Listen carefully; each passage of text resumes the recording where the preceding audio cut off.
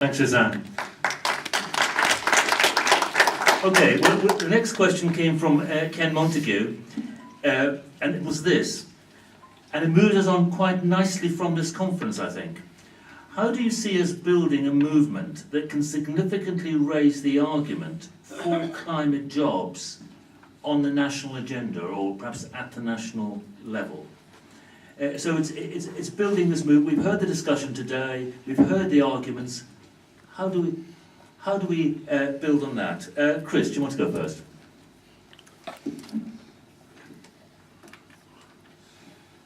Well, I'd start again at the risk of sounding parochial about it, but it's not intended to be, because obviously there's for trade unions to engage on environmental issues at a time of austerity, there's a danger that people think, well, that's a more distant. It's not climate change is a more distant threat. I'm dealing with the hard, immediate reality of a threat to my job, attack on my pay, jobs and conditions. So what we've attempted in PCS, and I think, it's early stages, it is about the trade union movement making clear that the source of our problems is the same source. The economic crisis and ecological crisis are caused by capitalism, and the solution, again, can come from a similar source. We need to develop an alternative to the high-octane free market capitalist model that has brought us to this situation.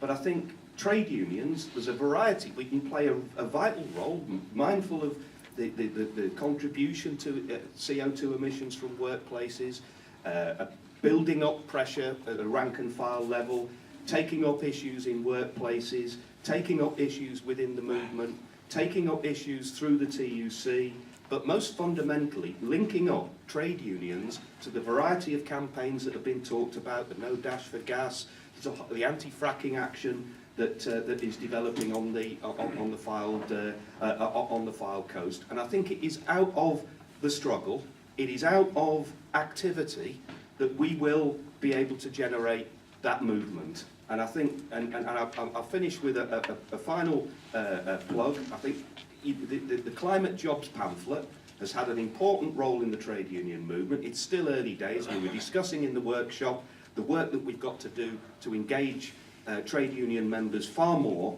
around this issue. But the updated version of the climate jobs pamphlet, which will help us take this forward, which will look in more detail about the tax justice argument. It will look at developing a case study of countering the power of Centrica and Quadrilla in conning people into thinking that we should accept shale gas extraction on the Fylde coast, when in actual fact anybody knows anything about the geography of that area knows immediately how it lends itself to an investment in offshore wind technology and wave technology. We're going to develop a case study, we're going to look at fuel poverty, but most fundamentally it's got to be how the trade union movement takes up these issues and at the same time builds that new alliance and builds links at every level with the environmental movement in opposition to not just austerity but the opposition to the very existence of the planet. Thanks, Chris. Suzanne, this question kind of links in with the big event that you were talking about at the end of your last contribution. Is that leading me into that's seamlessly leading into your turn, yes. Yeah, I mean, but one of the things I think that can really help is, one of the things I think we have to do is we have to break the. It's not the right way of putting it, but I can't think of any other way of putting it. It does have to become much more grassroots within the trade union movement, and that's the truth. That's the honest truth about it. We've got fantastic support, often higher up in the unions, in terms of full-time union officials, like Martin, people like Chris, Tony, who's just had to leave. But we have to find some way of actually making it a much more grassroots level of understanding and a level of engagement. We were talking about that in our workshop, and I think that Clara, who's in the audience, this sort of model of how that can be done. She was talking about the fact that in her trade union branch, initially her trade union secretary says, I'm not interested in this, I'm about jobs and pay, but various debates and discussions actually meant that it broke through, and now within her trade union branch, from what I understand from what you were saying, Clara, people do recognise, more than recognise, are active actively engaged with the environmental issue and how that links with people's terms and all of those kind of things. So I think we've got to take models like Clara's model, I think we've got to sort of roll them out as much as we can. I think the local alliances are important, and that's what started to come in place when we did the Climate Jobs Caravan, where community groups and trade unions can come together. And what does it look like in people's local community? There's Jenny over there from Sheffield. That the group there have done some fantastic work, and actually what would climate jobs in Sheffield really look like? What would it mean for the local community? Who could be employed? In what ways could they be employed? Final thing is, since John's given me such a nice opportunity, I do really, I mean, if people think differently, let's discuss it, but I really feel we have to be back on the streets. We're running up to another general election. We cannot let that take place without there being large 10s, 20, 30, 40,000, those kind of numbers of people, which means we've all got a lot of work to do. If we're going to pull it off for late spring of next year, we've all got a lot of work to do in terms of our union branches, our local communities, our action groups, etc., etc. We've all got to come together. We cannot let them get away with saying that people do not care about this issue in this country. We do, and we've got to be on the streets in late spring. We've tentatively come up with a title of Time to Act, and I think it is time to act. We've got to be back on the streets. Thanks, Suzanne. Joan. Well, thank you. I don't think there's any disagreement at all about what we've got to do, and I think it's, in ways, out of the Rio +20 talks and the Conference of the Parties on Climate Change talks, there was, if you like, a greater realisation that there needed to be much more engagement at the local level around places where people live and relate to. And so I think that it's a question of that informed public debate, which is really missing in a lot of places at the moment, because everything that you read in the press about the kind of climate change deniers tends to somehow have precedence, and we have to somehow or another find a way of showing through doing that the agenda that we see is the one that's really important. So I think that a lot of it is going to be down to local activities, bringing together opportunities, whatever it is, for meetings in the park or meetings around the workplace, or linking in with the local authority, looking to see what the local authority's policy is on sustainable development, being vocal, using whatever hooks there are to hang it on. And I would say, you know, the Environmental Audit Select Committee of the House of Commons, John, you know, people can give evidence to our inquiries. If you give evidence, put in written evidence, you can use that as a hook to get local publicity about what you've said and why you want us to make certain recommendations, because it's so important. Use every hook to hang it on. And I would say this, wouldn't I, as a Labour MP, you know, it matters really to me that when we prepare for the next general election, that the Labour Party does have a policy. And it's a question of, you know, it's this overarching theme where we have to have sustainable development embodied into every single aspect of policy, whether it's on education.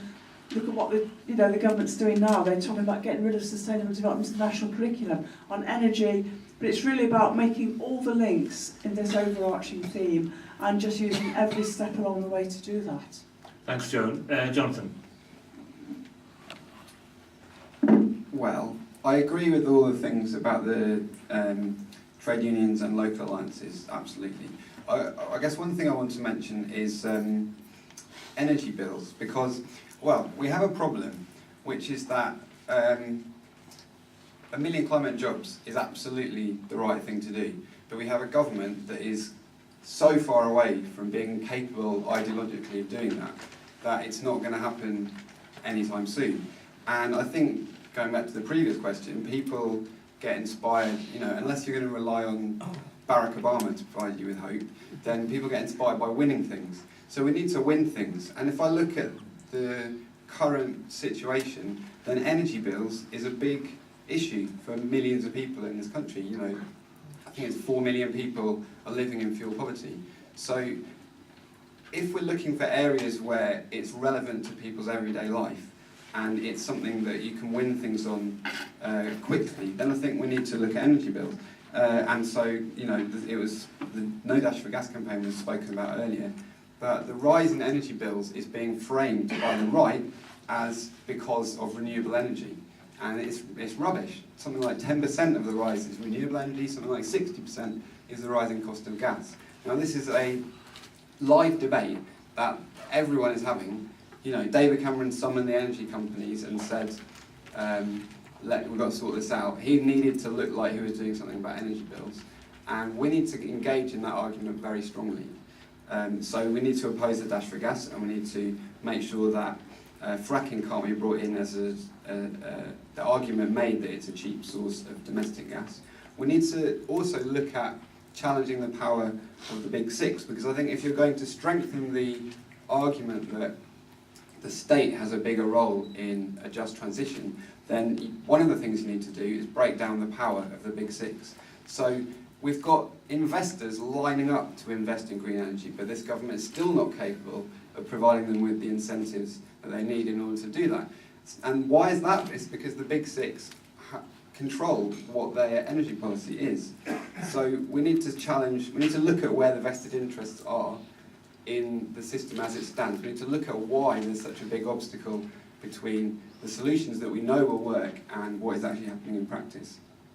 And we need to focus on them. And one thing I must say that has slightly worried me in the last week or so is the Labour Party's announcement on the winter fuel payment, taking it away from rich pensioners. Now, on the face of it, it sounds good, but if they have to introduce means testing in order to calculate who gets the winter fuel allowance, then actually it's people in poverty that will suffer the most, because millions of people already don't claim their pension credits because of the system for claiming means testing. So whilst it may seem like a policy that's designed to save a bit of money on the basis of penalising the rich, it's actually the poor who are going to suffer.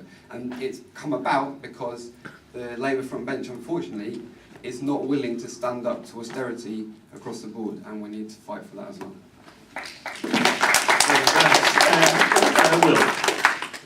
At last, something I disagree with, Jonathan. It's not the cost of energy. We have to pay a lot for energy, but we have got to invest in millions, not just a million, climate change, climate jobs, insulating homes, building new homes which are zero carbon, and retrofitting zero carbon into the homes that we've got, and making sure that we've got a transport system that doesn't use as much energy. It's reducing the amount of energy we use, not reducing the price, I think. And Joan, if you want some policies, the Green Party's got plenty. You're welcome to borrow them. We don't mind people stealing our clothes, I promise you that.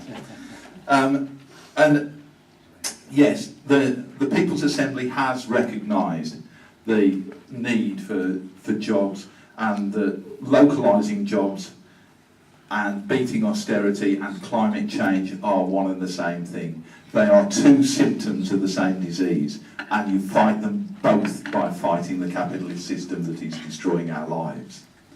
And the wonderful thing about climate jobs is they employ people locally for small companies, not big international firms who will take profits elsewhere and invest them in other things that don't need investment in. They're jobs which local people get, local people spend their money locally, and the money circulates instead of going into bank accounts and oligarchs' wealth funds.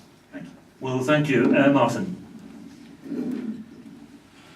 Well, the question was, how do you see us raising a movement for climate jobs? And I find myself kind of resisting the question, because I don't think you'll have a single issue movement that will take off in the way that I think the question was posed. It's got to be part of a much broader fight back. And I also think that the centre of that fight back is going to be the trade union movement. Now, forget what people might have said about the trade union movement, that we're dinosaurs or that we're only half the strength that we used to be.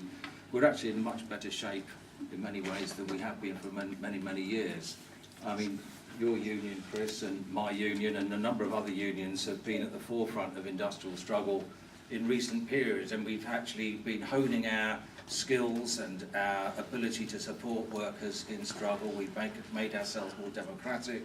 We've devoted more resources to helping members fight back, and we're also absolutely committed to fighting austerity. And we're saying not a single penny should be cut from our public spending. There are answers to the public sector deficit. If we reclaimed just a fraction of the £100 billion of missing tax that the rich and powerful are avoiding paying or evading paying, or simply goes uncollected every single year, you'd wipe out that deficit at a stroke anyway. And what we see is a right-wing agenda led by the Tories but disgracefully supported by the Lib Dems of rolling back our welfare state and our public services and carrying on the job that Thatcher never quite completed.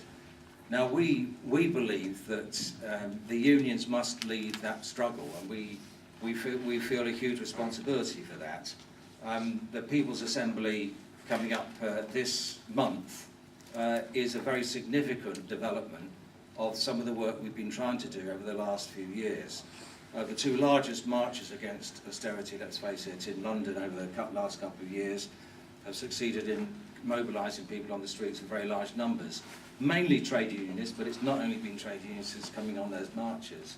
I think we're also trying to reach out in a way we haven't done before to community groups, and indeed to the environmentalists as well, to tenants' associations and all other groups that are trying to protest against the various aspects of austerity that are hitting people so bad. What my union's done is create community branches. This is the facility for people who are not workers, who are students, who are pensioners, who are out of work, people on benefits, people in voluntary work, to have access back into the trade union movement, because we need to work with you.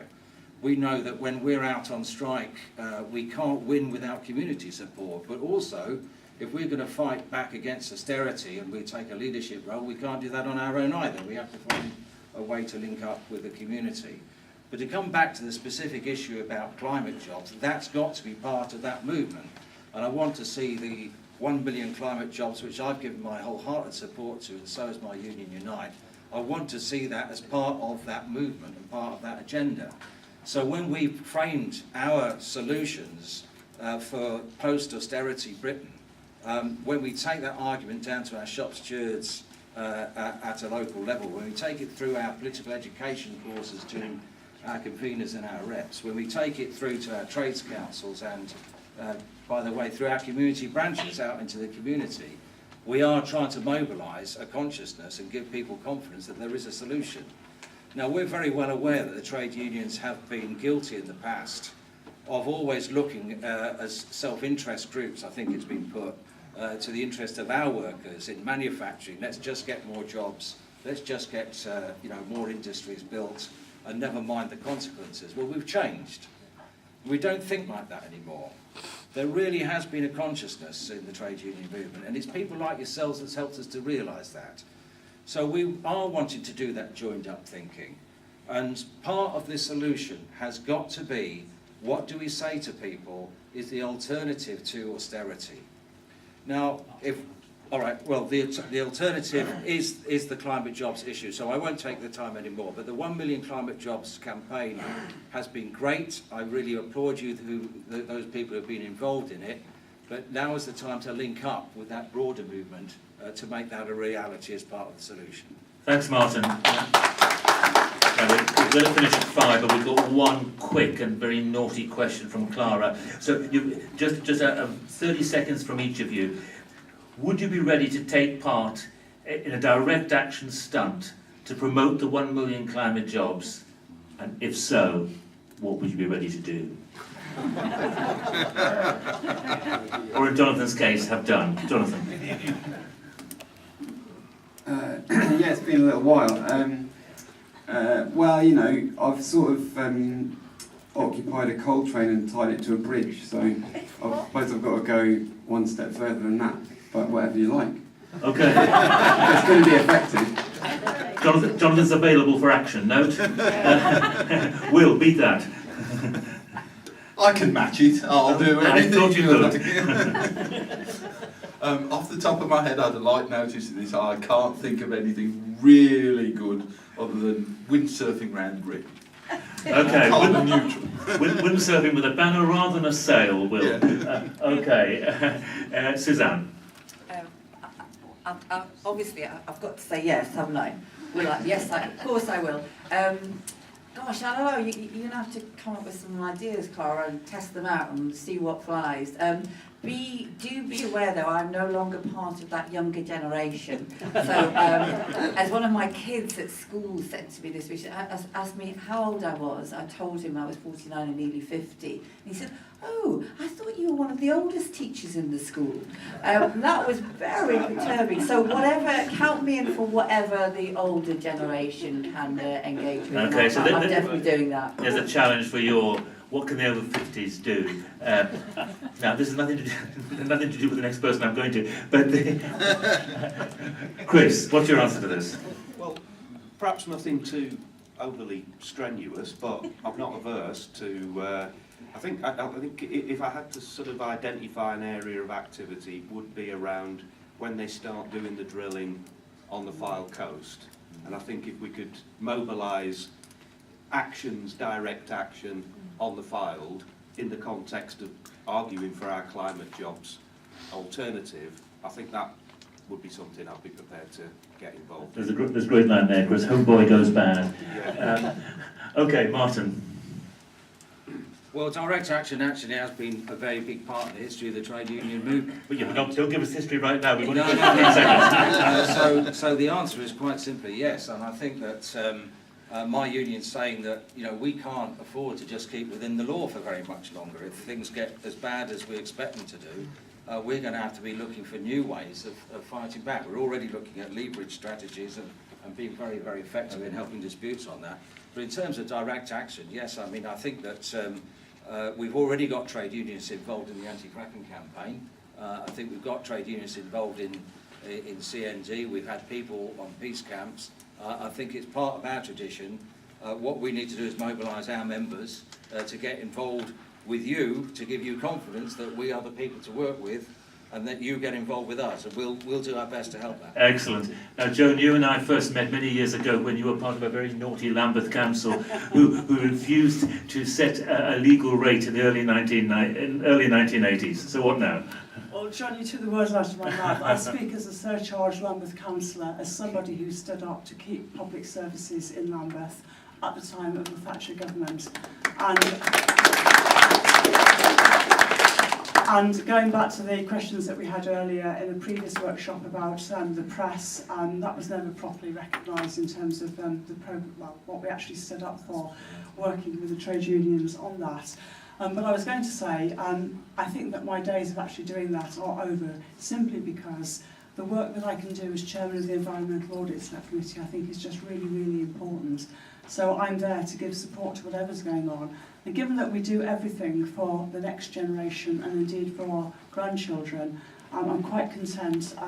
In the past, my son, who's a great environmentalist, has done some really sterling work, and I think I'll leave it at that. Thanks, Joan. I'm sure that's absolutely right. It's working at all levels and working together. Okay, thank you very much to the panel, but don't go away quite yet. Anybody? There is just 2 or 3 announcements which I'll make very quickly.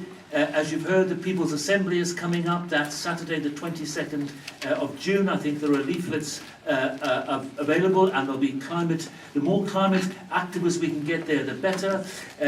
University UCU is holding a conference, Sustainability and Corporate Responsibility, which is on the 26th of June at 12:30. Again, there's leaflets there.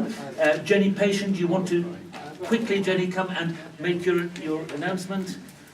Yeah, just want to link you into Global Power Shift. This is 350.org taking a lead, rebooting the global climate movement. 500 young people from around the globe are going to be in Istanbul for the last week of June, and then they're each going to be going back to their own countries and taking a lead on organising stuff. There's stuff happening in parallel in the UK to organise training and involving lots of people in training for action in the autumn. Basically, this is about stopping fossil fuel development and shifting towards renewable energy and sustainable climate solutions. I'm involved in the group which is coordinating UK Power Shift. I've got a meeting of them tomorrow. I'd be delighted to link to anybody